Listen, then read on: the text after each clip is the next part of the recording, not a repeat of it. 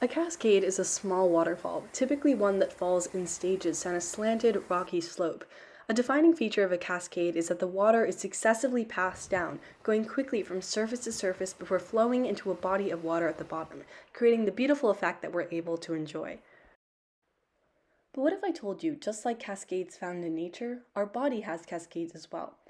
In order to maintain homeostasis, the way we maintain balance in our body has several cascades that we use. An example of this is the coagulation cascade, which is used both to heal a wound when you get a cut, but is also responsible for actively creating blood clots. Let's explore the relationship between the coagulation cascade and how the signaling pathway plays out in the body. There are two classifications of clotting cascades: hemostasis and pathologic thrombosis.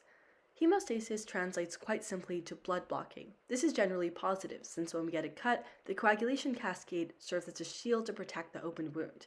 Pathologic thrombosis, however, occurs when a blood clot blocks your blood vessels, preventing the circulation of valuable nutrients throughout the body. This can cause strokes or heart attacks.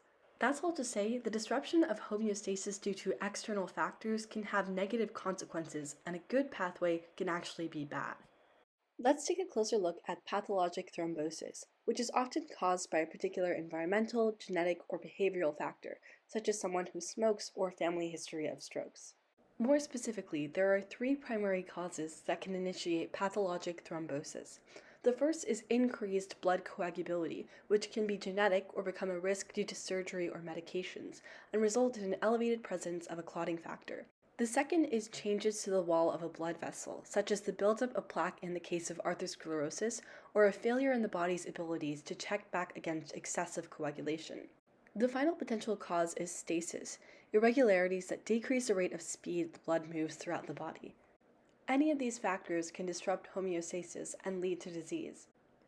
After the instigating effect, the extrinsic pathway of the coagulation cascade is activated.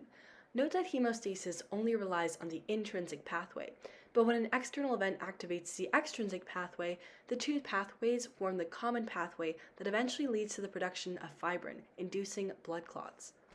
Why are understanding cascades important? Scientists can use models of these various pathways to determine more effective ways to treat disease. For instance, research into the clotting pathway has enabled us to find therapeutics that target vitamin K and pursue antagonists in the production of factors which are crucial in the formation of potentially fatal blood clots. Just as in order for a cascade to flow outdoors, it must be able to do so without obstruction, understanding biological cascades is how we ensure blood flow and other vital functions are maintained.